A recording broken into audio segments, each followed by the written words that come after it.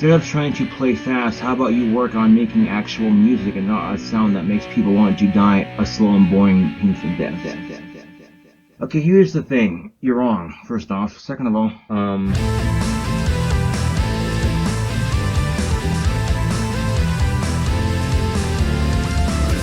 Radio Free Innsmouth, episode 184. This week we will be covering a project that I guarantee most, if not all of you listeners out there haven't heard of before, on account of the fact that he hails from Monaco. I mean, how many fucking bands do you know from Monaco? You got these guys, Godkiller, and then you got, Beheaded? 이거는 못 고르지. Wait, Beheaded is from Malta. How many bands we got that come from Mediterranean micro-states that start with M around here anyways? When it comes to bands that come from very out-of-the-way places, there's a bit of skepticism. You know, people be like, bro, you wouldn't even like that band if they weren't from fucking Madagascar, you poser. Get those nerds! Nerds! Nerds! But at the same time, being from a area that isn't necessarily associated with like your standard metal scene can lead to some interesting stuff. Pretty unique sounds like Persephone from Andorra or Darkestra from Kyrgyzstan. Like, those are cool. And Godkiller is another one of those bands. This, I guess you call it a band. It's like one guy doing everything. But he has a very interesting take on, well, it started out as black metal. I'm gonna play something off his first demo from 1994. But we're gonna do something a little wacky here. Okay, normally, I can't stand fucking like intros, like the dumb like keyboard music or whoosh, wind noises. Boo! Haunted house! Can't fucking stand them. But in this case, this is actually a pretty important intro in ways that will become apparent as we listen to the song. I mean, for starters, as far as cheesy keyboard intros go, this is about as good as it can possibly get. You know, it's pretty cool. But what it actually is doing here is setting up a matrix for the rest of the song to sort of exist inside. Even though that keyboard line is no longer there, you can still sort of feel its ghost driving the music. You know, it's pretty subtle. You might not have even noticed, but your brain did. Benjamin Labelle, or Lord Satanael, as he prefers to be called, also shows off his talent for writing some very layered compositions here. Adding in all these like new keyboard elements, subtly modifying the drums to build these massive emotive explosions of melodic black metal goodness. That's good stuff right there. I also like that it has a pretty thick guitar tone for like a 1994 black metal demo. Interesting stuff.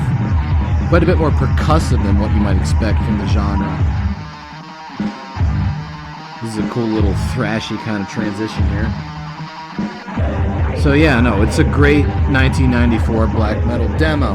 And he puts out, you know, like one demo after this, and then we finally get to the first proper, like, Godkiller official studio release. A fairly weighty extended play entitled The Rebirth of the Middle Ages. Right off the bat, you can tell that I'm going to enjoy this because it's got a big spooky castle on the cover. It uses the same gothic font I like a lot. It's got like a weird, unreadable logo. And it's not just called, you know, Path to the Unholy Frozen Empire. No, you got songs like On the Way to the Battlefield, Path to the Unholy Frozen Empire. It's got these crazy like multi-part song titles, which gives me early Cataclysm vibes. Back when they wouldn't just have a song called Whirlwind of Withered Blossoms. It would be like The Rebirth Vortex of Creation, Whirlwind of Withered Blossoms, open parenthesis, Chapter 2, comma, Forgotten Ancestors. close parenthesis. You know, I enjoy that kind of thing. And the whole EP is sort of like a concept album about these black knights going out there doing all kinds of unholy shit. It's great. Very high fantasy type stuff. There's another reason I really like this EP, because the particular sound he's going for on here reminds me of another band that I quite enjoy that not too many people seem to model their sound after.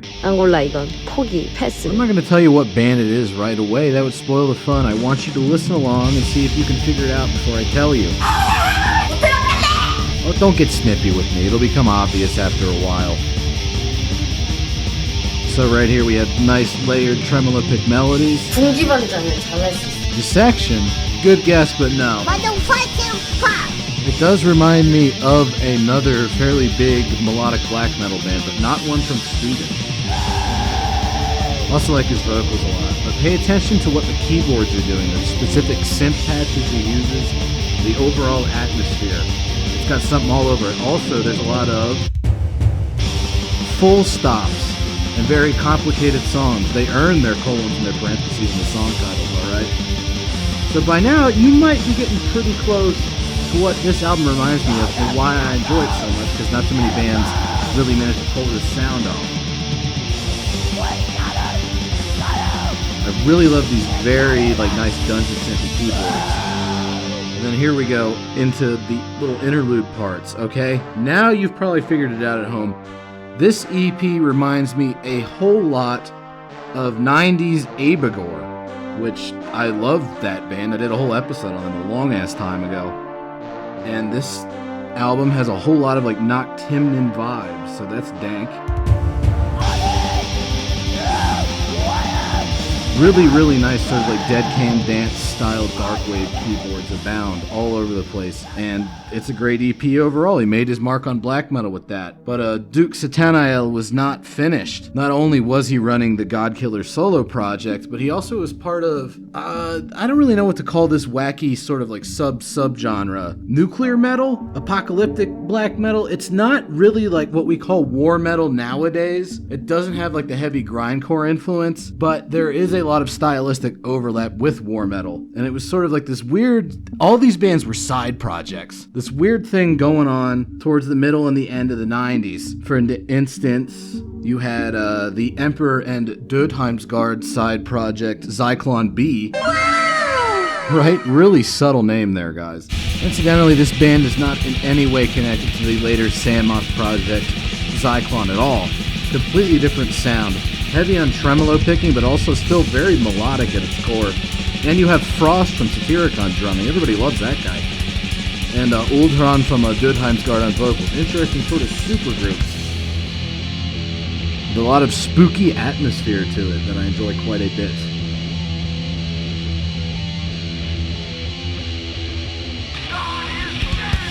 Edgy.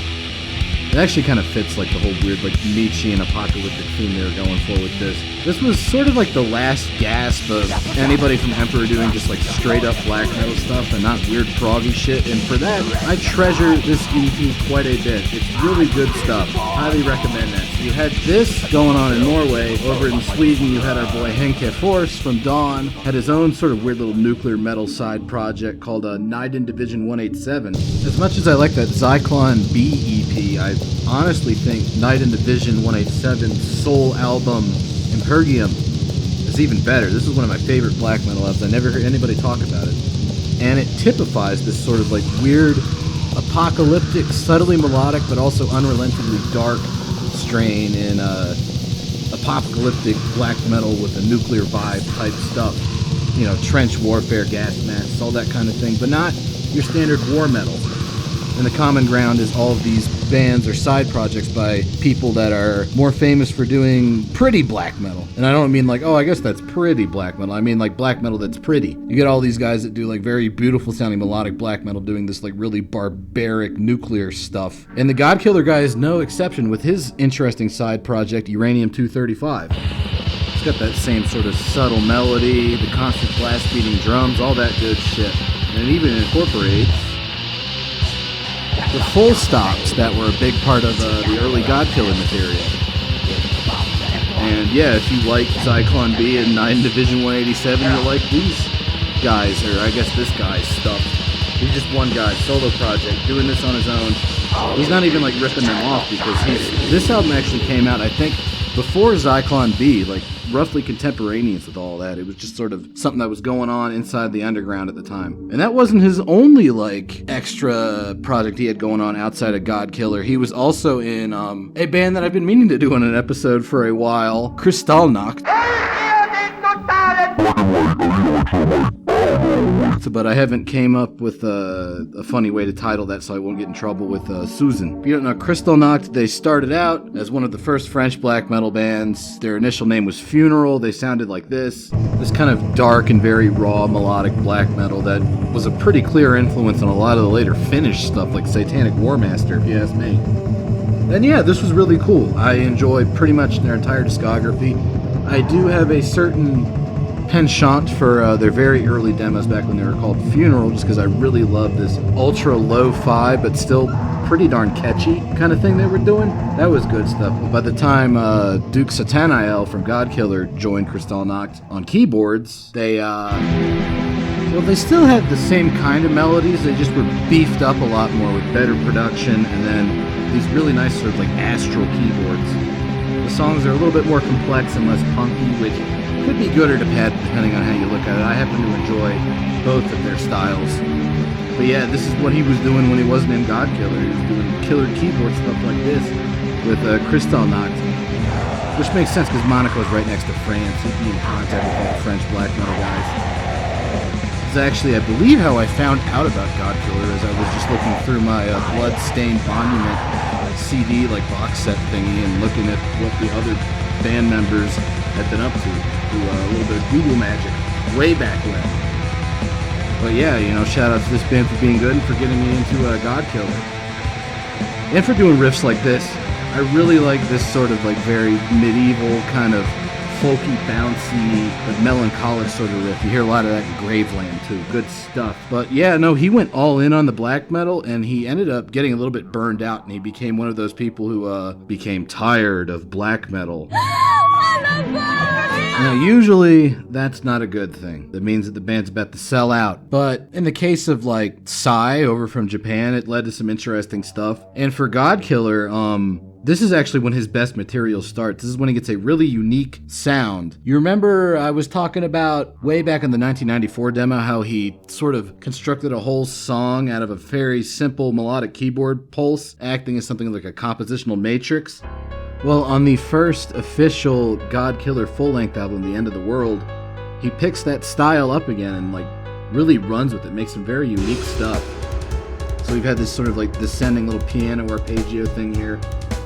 Basically the equivalent of a string skipping riff on the guitar, interesting stuff. And he just starts layering more and more shit into it and kind of working around inside the melodic framework of that very simple piano figure to do some interesting fucking stuff. Whole lots of layers. That piano thing is still going, but he's got all this other stuff going on around it that's connected to it. Very cool. I also really like the vocals on here. He sort of abandoned that Burzum style shriek in favor of this more subdued and more hateful utterance. And like the full stops and the interludes from the demo era material are still going strong, but now they're worked into these really interesting, almost sort of like gothic dance music kind of parts. It's dance music, but it's not happy at all. It's very depressive in an interesting way. Cool little guitar layering right there, linking that up with that rolling double bass. Also really love that vocal effect.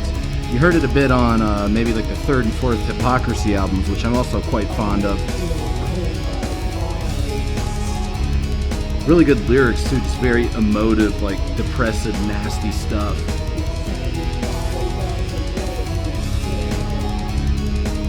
Very minimalist, but also very layered and dense. It's a very dense, heavy album in the truest sense of the word. This is the weird little minimalist transition here with that marching drum beat.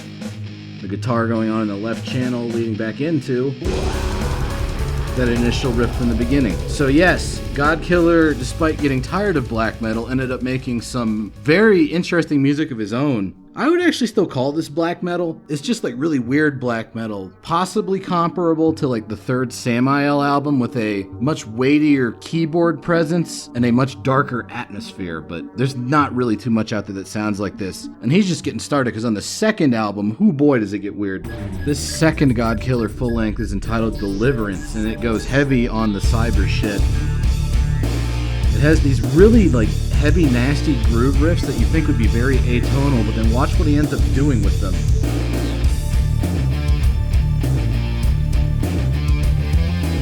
They're like super chuggy, but they're also incredibly melodic. It's a very interesting way of playing guitar.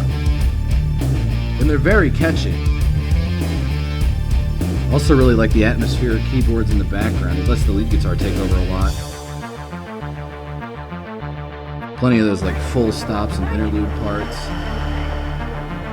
Also a lot of sample usage on this album, and it's all very well done.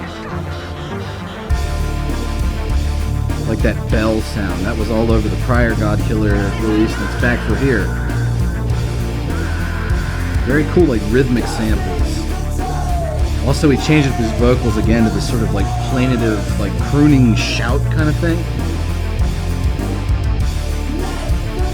It works well with the atmosphere of the material. The lyrics are also a lot different this time around. Most of it's just quoting from the Old Testament. He's big on these like very modular riffs that you can sort of like dice up and put back together in new ways, which goes back to that sort of like concept of pulse and matrix that's been a part of this guy's sound since the beginning.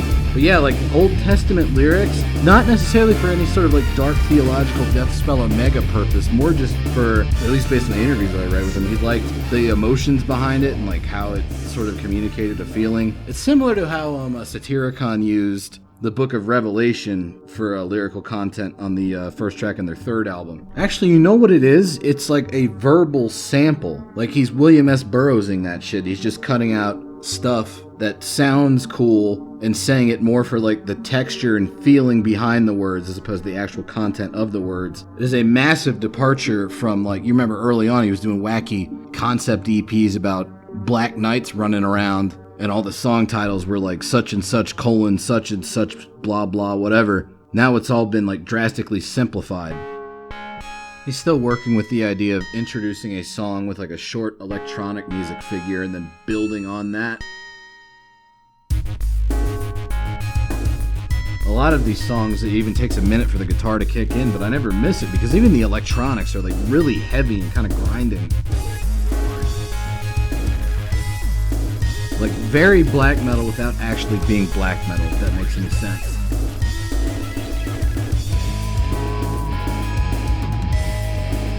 These like spooky groove riffs, that weird, almost kind of like theremin noise in the background.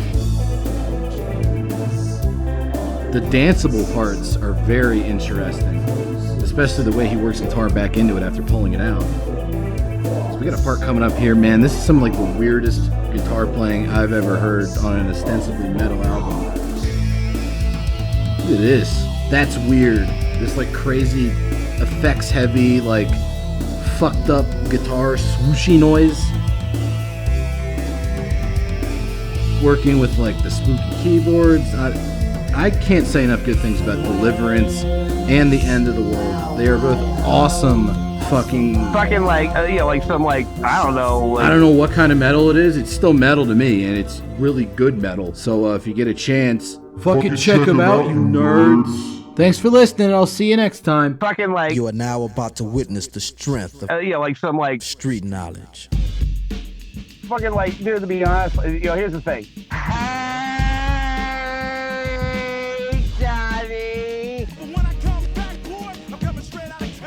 Doors meets like fucking Sabbath. Frustrating police since I was 3 years old. Can we stop with the fucking music?